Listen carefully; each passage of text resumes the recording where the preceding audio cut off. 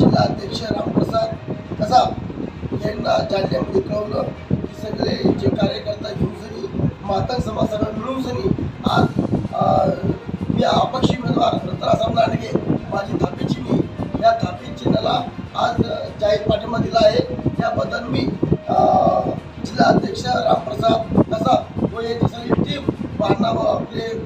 सचिन भाऊ साठे यांचा मी खूप आभारी आहे। मी रामप्रसाद कसाब जालना जिल्हा अध्यक्ष अनुभव साठे यांची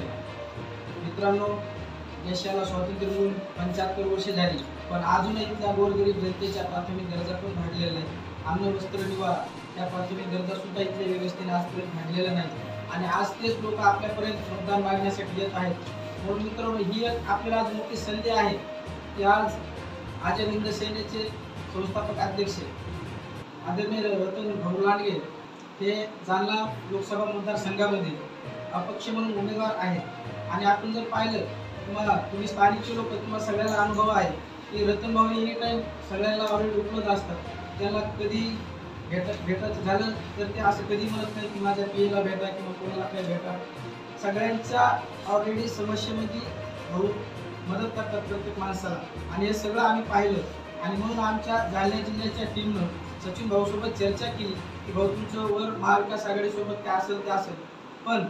आम्ही जालना लोकसभा मतदारसंघामध्ये जो माणूस गोरगरीब जनतेसाठी अहोरात्र काम करतो त्या माणसाला आणि विशेष करून हा माणूस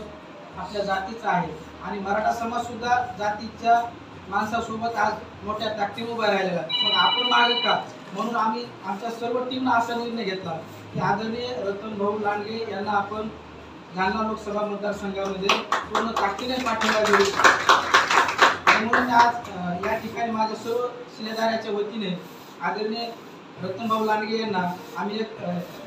जाहीर पाठिंब्याचं पत्र देत आहोत।